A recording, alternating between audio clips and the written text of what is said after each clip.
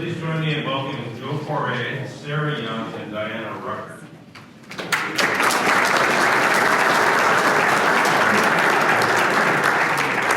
So the idea of this panel is to look at the experiences of three ports in various stages of development in building broadband infrastructure. During the course of the last few years, some ports have developed a lot of infrastructure, and some ports have sort of tried to address the concept and identify needs in their communities.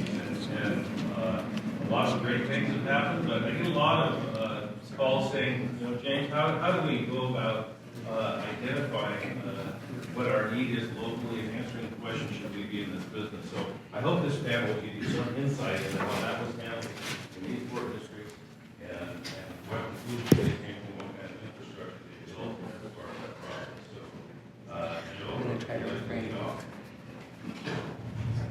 Sara. We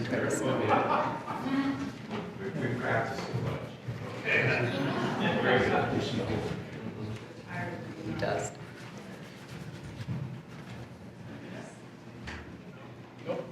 No, not yet. How's that? Okay. Thank you. Thank you for giving us your attention this afternoon. This is my first trip to the Small Ports Conference, and I love the what's happening. That was a lovely little bit of community happening there. So there's a lot happening in the port community on broadband, and I see several ports in the room that are working on broadband. I didn't hear anyone stand up and talk about it, but I know there are lots of ports in this room today that have a lot to be proud of. Their work in this industry. And there's been a lot of movement in the port industry and broadband in the last 3 years. I hate to be bold, but I think there might be a level of collaboration and coordination between ports on this subject is unprecedented. We're really working together in new and novel ways, and we want to show that today. So in 2016, in the fall of 2016, WPPA hosted a meeting at their offices in Olympia for ports that were interested in talking about broadband and learning more about it. And the goal was really to focus on preparing for the 2017 legislative session and some changes that were contemplated there. And I think there were 3 or 4 ports in the room that day, but it was a small group. But the goal was to talk about changing our legislative authority to remove the rural designation so that every port could do broadband work. And we got organized, and in 2017 achieved that change, so every port could do that work. Also that year, in a kind of a wonderful happenstance, the legislature granted some funding to CURB to support rural broadband. And there were a lot of ports in the room that had accessed that funding either to do planning studies or to begin building out fiber optic networks in their communities. 2018, we saw more changes to our legislative authority to make it possible for ports to work outside of our district boundaries in broadband on behalf of our communities.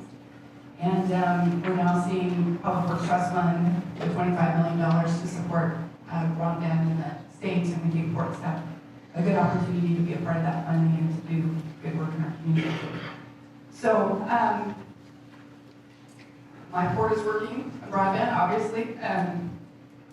The other ports up here today are working on broadband. We want to share our stories, but around those stories, we have some kind of common themes that we've seen throughout all ports that are doing this work. One of those themes is that it takes a lot of work with stakeholders to do this work.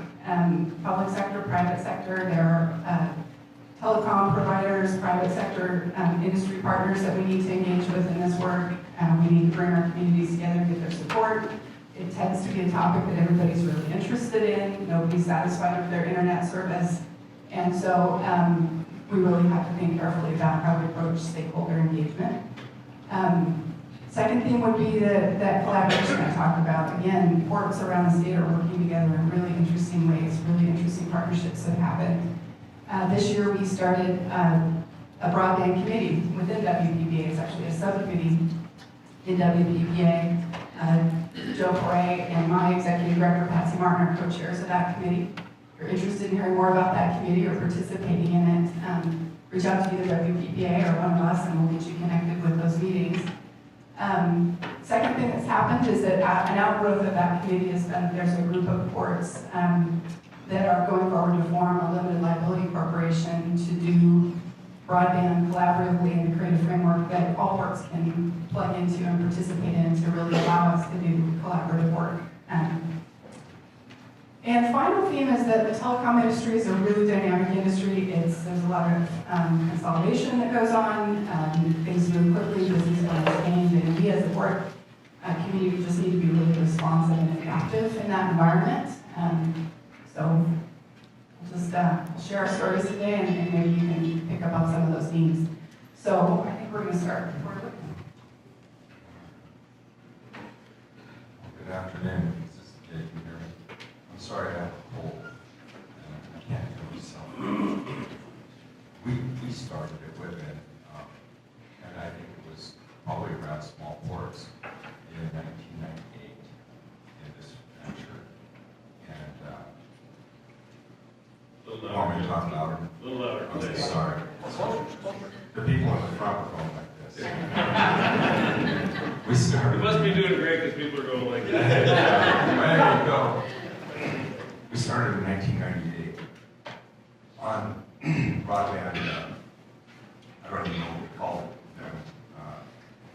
We were lucky to get a lot of support from WPPA. It was about small ports time. We wound up getting into the legislature along with the public utility districts and received authority to start working in this area.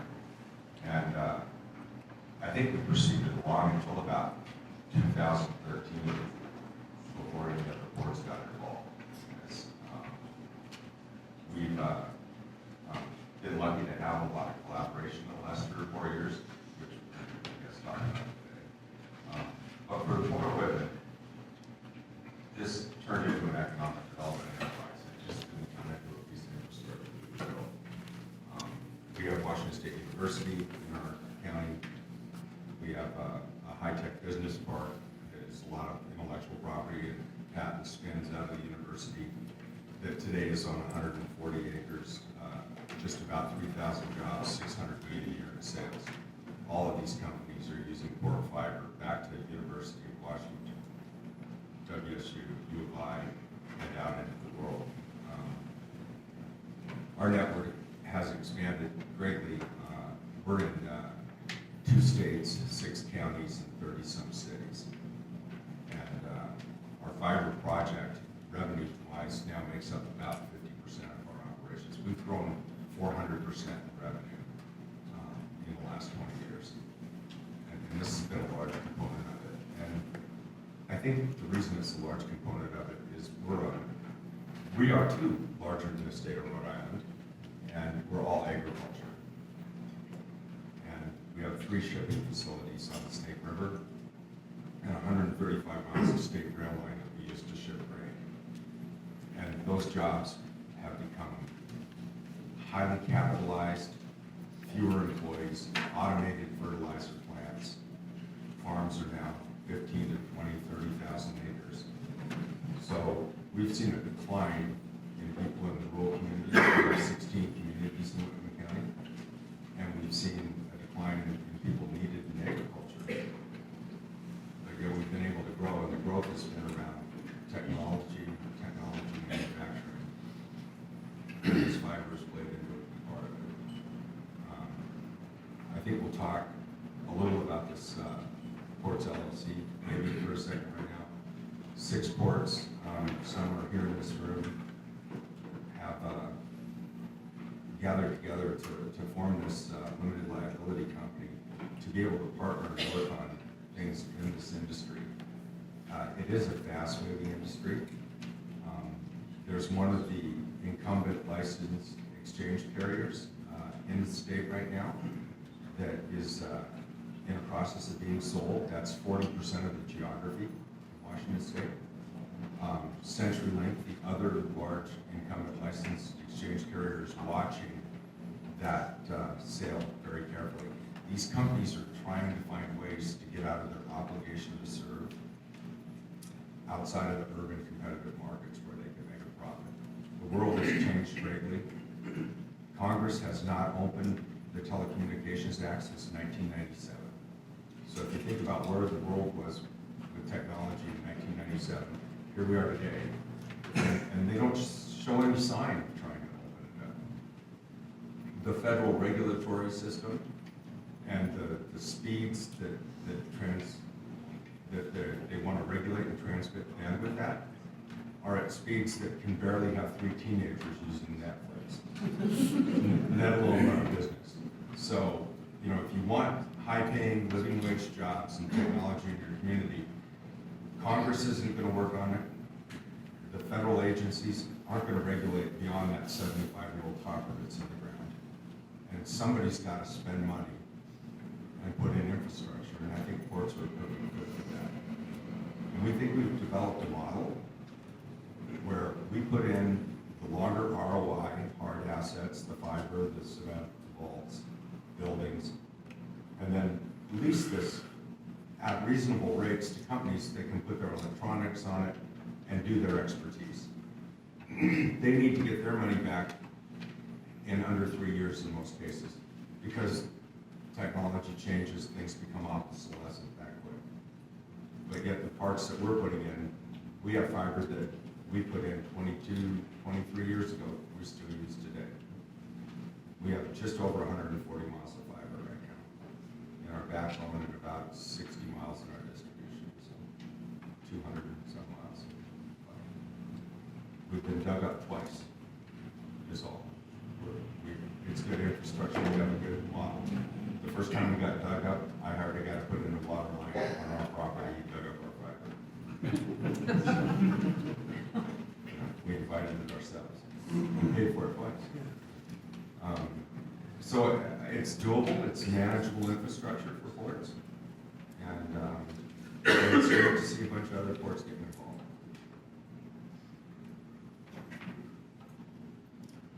Hi, I'm Diana with Port of Garfield. In Garfield County, we're the smallest county in the state. We've been struggling with, our county touches Jones County for Whitman, and we struggle with the loss of jobs in agriculture, like the community student was speaking about earlier. Our community did a fiber study back in 2011, and that was the start of our journey into seeing how we could diversify our economy. That proved kind of unfruitful. There was a lot of pushback from the community, and we just wanted to get the community on board since it's such a small town. We have 2,500 in our county, and we didn't want to have people be unhappy with how we were spending their tax dollars. So that kind of lasted a couple of years, and we had potential of bringing businesses in, and nobody would come into our community because we couldn't even get you couldn't even get emails to come into your computer that had any kind of attachments at all. I mean, it was just, you might get them 4 hours later, 3 hours later, and just businesses were like, we just can't do business this way. And we own a forest of this building, and even the spouses didn't want to live in our community because they work from home, they may do accounting, and they just were finding it impossible. So most of our people were moving to neighboring communities that had jobs in our community, just for their spouses. So when the BTOP financing came in, they connected the school, the library, health department, and a couple others, and we could not get them to connect to the port because we didn't have a big enough business for them to service.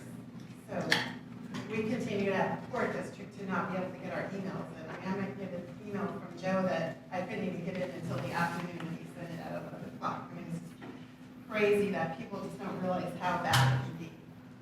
So we formed a broadband board about in 2017, and we started going out into the community and doing the surveys. And that's where we discovered there was a lot more people interested in having fiber than we even really knew about. It's like the noisy people were the only ones who heard, and the majority of people were really silent. We didn't even know they were wanting this because their kids couldn't do homework from home. They had to go to the school to be able to log on. So that's how the journey started. We had the potential in 2017 to have a business come in that would provide 10 full-time jobs, good pay. And at that point, our little group decided that we needed to kind of put a rush on it. So we went ahead and filed in 2017. We got the county, the city, and poured together, and we decided how we were going to plan this out, and where we were going to start, and try to push it out into the county. And Mary Dyke happens to live in our county as well, and so she became a big proponent of the broadband for Poire, rural broadband. Anyway, to make a long story short, we filed for a broadband grant, and that's when all the work for me started. So I have never dealt with this kind of thing before, and I don't know if other courts are that way as well, but you have to kind of reach out to people that you know have done it. So we reached out to Port of Whitman and asked for their assistance, and we ended up signing agreements with them to be able to administer fiber once it was brought into our port, and then to also help us out with how do you know if the design's correct? How do you know if it's going to service the community the way you need it to? What's the return on investment? All those kind of questions that I just didn't have a clue about. And so they were really helpful there. And I was really satisfied with all of the help that I got from her. Janae Adele is great to work with. She just, any questions we had, she would just help anywhere from putting a map together or finalizing our grant to just what kind of things they were looking for. So I couldn't ask for a better partner than her on this project. But we were awarded our financing in January, and we went out for bid on for our design work and our supplies. We just got that back, and we look to go out for construction in December and start our project in January and hopefully be done by October. And that's why we took a home to about 700 homes and businesses, and at a cost of just under $1 million is what we're anticipating. So it's a rather large cost, but the court's been saving, and we got a buy-in from the county on their own 9 funds for economic development, and that's where we're at. Probably should have given everybody the opportunity to ask questions as we go along, but yeah, get some time at the end. So I'm from the Port of Skagit, and we're located in the I-5 corridor between Seattle and Vancouver, BC. And our community too struggles with the digital divide and the rural broadband problem. We are a little bit unique. We have 4 different cities in our county, small cities, several small towns, and rural communities. We're all Skagit County, but we don't all necessarily work together all the time. Everybody sort of has their own identity. It matters where you went to high school and what football team you played on. And 3 out of 4 of our cities are doing fiber optics. So the port we were kind of maybe just another entity doing fiber optics. We started a network in 2008, built a network out in our business park to serve our own tenants, our own manufactured businesses, and our airport. And we really kind of considered that mission accomplished for about 10 years. We didn't have adequate service in those facilities prior to that, so we felt that we sort of had to take matters into our own hands and build our own network, and we did. We did that with a partnership with the City of Burlington and the City of Mount Vernon. We connected through those cities with infrastructure and connected to the City of Mount Vernon's Lit Pond network, which serves the City of Mount Vernon's business areas, and they're expanding now slowly out into residential areas. And that really was a pretty good status quo for us for a long time. And then, like I think the rest of the United States, we realized that this digital divide in rural areas was not progressing at the rate that it needs to progress, and the infrastructure is not getting out into these more remote communities, and the investment is not being made by the private sector and is unlikely to come anytime soon just because of the economics of these networks. And so our county started the same conversation that many counties are having, and the port stepped forward and said we were willing to lead the charge and see if we could maybe connect some of these dots. So our objective was to address rural broadband in Skagit County, and we really did that in 3 different ways. And one of those ways was just by working with those cities that are already doing fiber and other entities that are already doing fiber to try to get everybody on the same page. So we have an interlocal agreement with all 4 of our major cities that helps to articulate kind of the bigger picture objectives for the county and recognizes that we all want to leverage our collective assets for the good of the whole community, that this really should be a cohesive network, connected network through the county. We should be building to certain construction standards. We should be managing ourselves in a way that is compatible so that private sector telecommunications companies can come in and do business fairly seamlessly throughout Skagit County. So that was one of our sort of tools in the toolbox. The second was that we formed a partnership with our local public utility district, Skagit PUD. Our PUD is a water district only, they don't do power. And so we formed another LLC with Skagit PUD. We call it SkagitNet. And the concept is that we're really nice partners, we're really natural partners. PUD has access to a lot of fiber optic infrastructure. They will be making a $20 million investment in their water system over the next few years, and along with every bit of water system infrastructure that they build, they'll be building fiber optics to connect their SCADA system. They also have expertise, so they are a utility. They understand how utilities work and how they think. They understand the need to be available for an emergency locate in the middle of the night on Christmas Eve, possibly deploy a construction crew to go out and make a repair. And they have a CAD drafting department, an engineering department. They bring a lot of resources to the table, that partnership. We bring sort of the leasing and the business expertise. We are the manager of SkagitNet, we're the managing partner. We have a gentleman that works for us who is our broadband manager, Andrew Enterkin. And so we're doing the business management.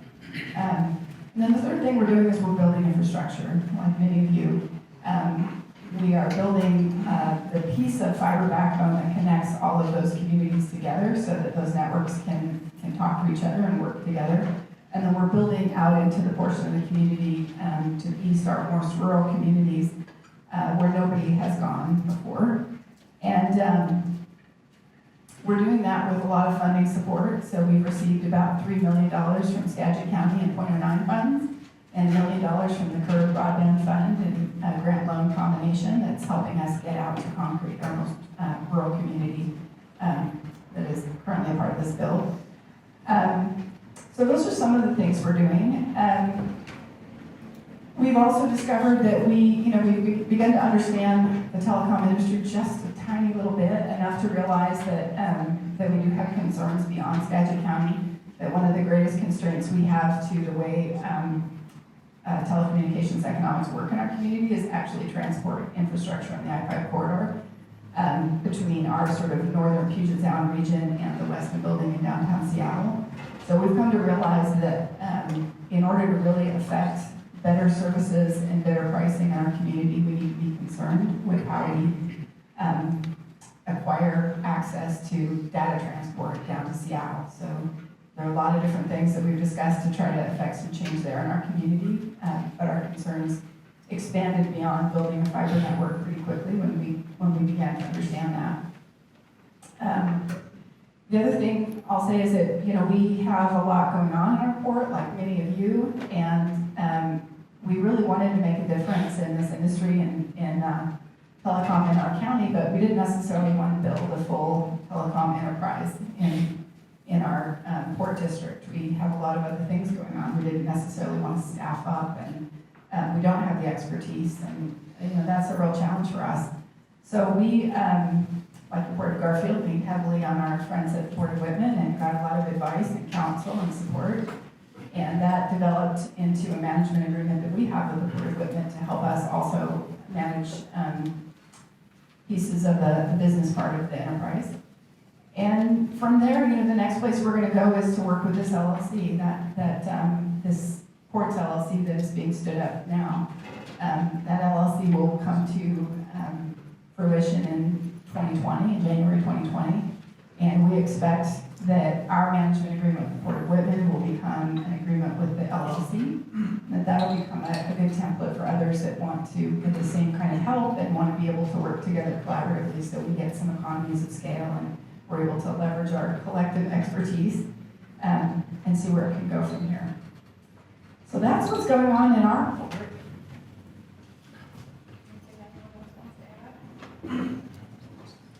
Just open it up for discussion and questions.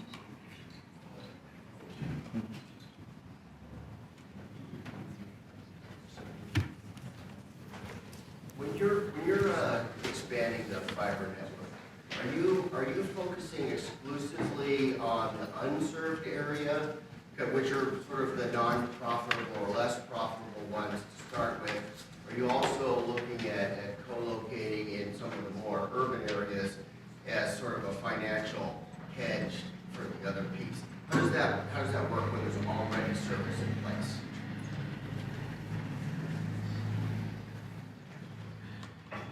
Go ahead. I can offer you the kindergarten answer, so Joe can expand from there, but that's one of the things that we learned, that it's really not adequate in our community to just build the unserved or underserved communities. We need to build out from urban infrastructure out into rural areas. And part of that has to do with just we need to connect to where the carriers are. We need to be able to bring the carriers with us on an open access platform. If we allow pieces of the infrastructure along the line from that urban core out into rural areas to be controlled exclusively by any party, then we don't have an open access system at the end of the line. So that's been important for us.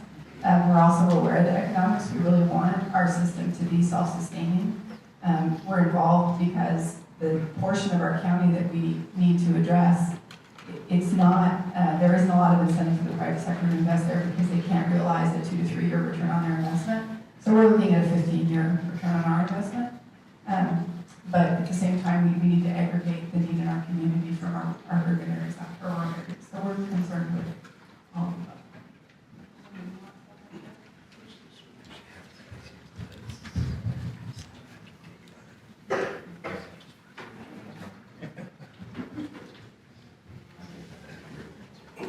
So, yeah, I'll share that I'm John with Port of Cookville, and we started getting interested in some of the concepts you shared, that information technology jobs pay a lot more than some of the other jobs in our county, like tourism jobs, retail sales clerks, and some of the farms and all.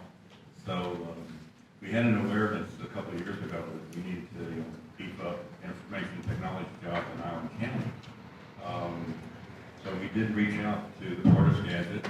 Actually, we reached out to Port of Skagit with Sara, and she pointed us in the direction of Joe. And Joe volunteered to come over and meet with some of our county commissioners and mayors, and that really got the ball moving, that they all of a sudden understood that broadband really did impact everybody in the county.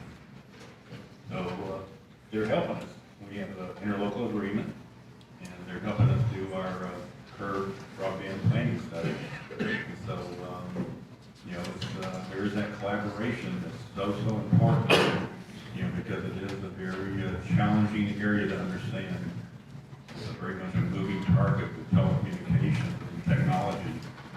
So it helps to have somebody that's many, many steps ahead of you in that game. Thank you. Well, and John brings up a good point I didn't mention. We are working with the Port of Cookville. We're really excited about that. Port of Cookville has the opportunity to run up against the City of Anacortes and some really exciting stuff that the City of Anacortes is doing with broadband and fiber optics. And they connect through us. They're part of Skagit County, and we've also worked with the Port of Bellingham to the north. So this is just a really good example of why we all need to work together, because we don't, this isn't, we have an airport in our district, and and it exists entirely within our district. But the reality of our network is that it needs to go well beyond our district if it's really going to be effective, and it's great to be able to partner with you guys. Good people. I'm going to ask Commissioner Kevin Ware from the Port of Skagit to give us some insight from a commissioner's perspective on how to make a decision about broadband investment. I'm about to be reelected for another 6 years without any competition, so I can actually be pretty frank.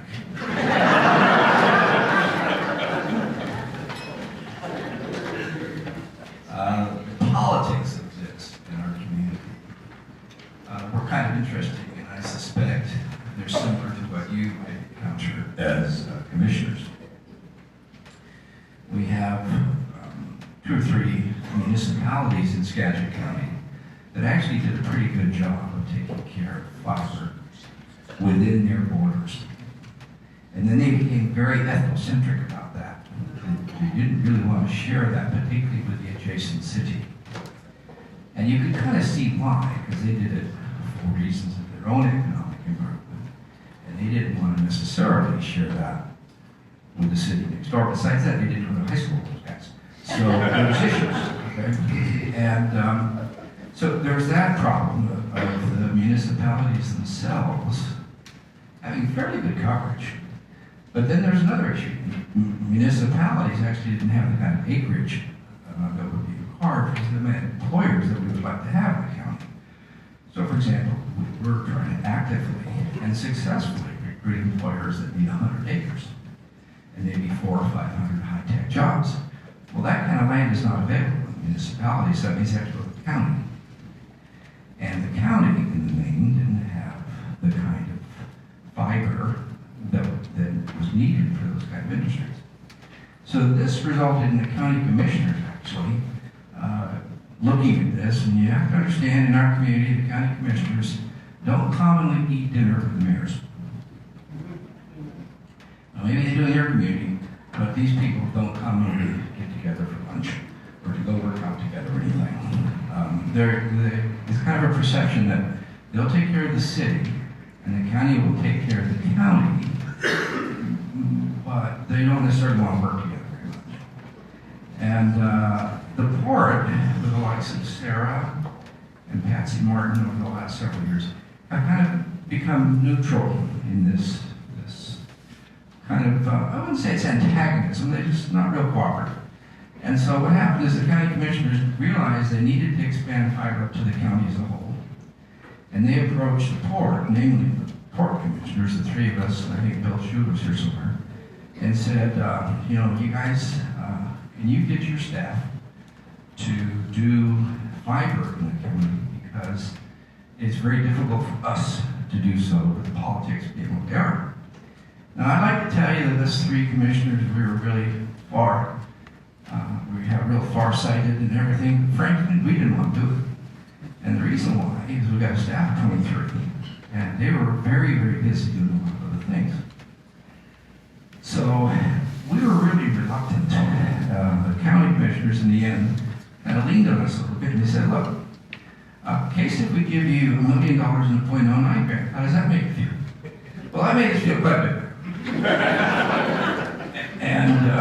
And then, in addition to that, we kind of got ourselves educated as commissioners to the fact that for the county as a whole, this was a very important thing to do economically. And we're in the economic development business. So that led us politically to take on this task of putting fiber throughout the county. We found that the industry as a whole is a pretty flaky industry. The system is back about where the U.S. was in about 1910 when it came to rural telephones. At a federal level, simply they've not stepped up to make sure that there's the kind of coverage in a rural area that they did in 1910. And as a result, it falls on the local areas. We found certain communities, certain municipalities were easier to work with than others. Anacortes, and our friends from Anacortes are here. They were actually pretty far ahead on this area, and they were pretty easy to work with. Others, not so much. We work with them, okay, but they're kind of a little bit reluctant because they were afraid that insofar as we were successful in bringing fiber to the county as a whole, that means those jobs would go out to the county rather than their city, and then their city would not benefit from those taxes. Perfectly sensible thinking when you think about it. So that's where we were as commissioners. Luckily, some of our staff, Sara up there Andrew and Patsy Martin, they kind of got this a little better than the commissioners did. And I think kind of talked us into it a bit. But now, where we're at, it's clear that the fiber throughout the county makes a big difference. And if you're interested in economic development for your county as a whole, then this is one of the tasks that's worth taking on. Even though you don't feel that you might have the staff, even if you don't feel that you have money for it, it's a task worth taking on. Once you get into it, you find that it's a little bit like stepping in mud. It just gets worse and worse. You find that there's more complications than you thought about. The north-south border thing that Sara was talking about is a real problem. So once you get onto the system, how do you get going north and south? That's a problem that needs to be solved. And it looks to me like we're going to have to solve that as ports on a local level, rather than relying on the state or national government to do it. For whatever reason, they're just not stepping up, and they should. And if you've got any questions for me after I said all that, go ahead.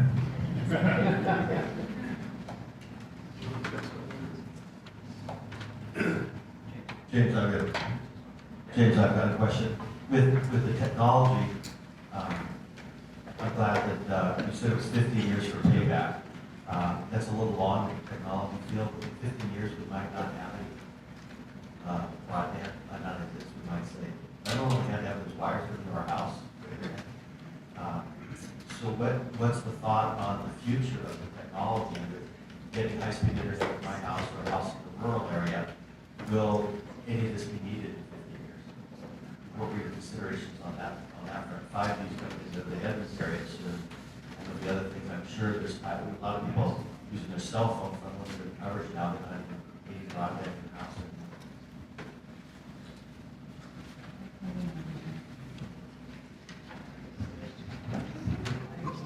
I retire in 3 years.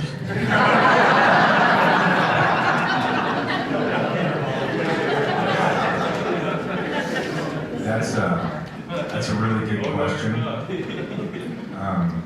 The first meetings we held at the Port of Whitman County in 1996 on this topic, the bandwidth and the technologies discussion was there. It was just different components. We are building out some fiber mesh network in downtown Spokane right now and in Pullman right now for 5G. The antenna spacing is 800 to 1,100 feet. Every one of those antennas goes into a piece of fiber. It's exponentially increasing our cash flow and their reliability on fiber. While the wireless component is going to feed your device, it's going to shoot about 2,000 feet. And it's got to go back into a mesh network of fiber. Those networks are designed at 100 gigs that move to terabit, that's a trillion cycles per second on the backbone. And right now your incumbent telephone exchange or your 4G wireless carrier is riding around on 1,000th of that, to give you an idea of how exponential it is. We don't have a way, the physics are not there with anything that's technology that we know of today to shoot that through the air. It's got to move through something that's contained, like right now we use glass. Our rate of return, if you meld together our rural areas and our urban areas, which goes to the very first question that was asked over here, we're down under 6 years. When we designed the fiber to the home, that is a 10-year return in a small town. I don't see bringing something to the commissioners where we say, and after we get this in here, these 3 companies are going to show up and buy more bandwidth. We look at it and say to the commissioners, and we're already having businesses launch from homes, we're already having people move to these small communities. And 3 or 4 more jobs in a town of 500 people is an exponential economic gain. I hope that kind of is an answer. Yeah, John Bedrick with the Port of Portis. Not sure how many of you are familiar with the city of Portis and their municipal fiber project there, and in particular, the backbone of the infrastructure. The impetus of this project was the need for the water stations to have more reliable communications with each other. And so that created the idea to bring the fiber through the existing water lines. As you can imagine, significant cost savings in that. So I just wanted to share that with the group here for anyone who's considering a project like this to look into that for a very cost-effective way to install the backbone. Thank you. Hi, Bill. Commissioner of the Port of Port Townsend, been on the subcommittee for on and off for a while. To answer your question about the longevity, I think to understand that the things that change, things that are dynamic, things that have a life expectancy of a few years are the electronics on the end of things. I think that was pointed out that the glass, there's glass along the California aqueduct that was put in there in the 70s, something like that, that still has up-to-date electronics on the end of it. And that big infrastructure project, the kind of things we're talking about doing here, unlit fiber, that has a very long life expectancy, so you can work on the kinds of financial horizons that ports operate on, that patient capital horizon works for that glass infrastructure. When you get into doing things like in Jefferson County, the problem we have is Jefferson County is a very rural county. I think the definition of a rural county is something like 100 people per square mile. And Jefferson County is something like 15 people per square mile. So we have both that a need to have that fiber infrastructure to connect over a very large geographic area. But we're also talking about in the working group, which includes the PUD and the city of Port Townsend and others, that some of these, one home at the end of a 5 mile off the highway, off the fiber, may have to be microwave or wireless. Well, that's one of those things. So you have to look at two time scales. You look at the long time scale of big investment of fiber optic, and you look at the electronics, that piece of radio gear that goes from the fiber to that house that's 5 miles off of the fiber. You have to look at that as a 3 to 5 year payback. So those are things you have to do, put into the calculus.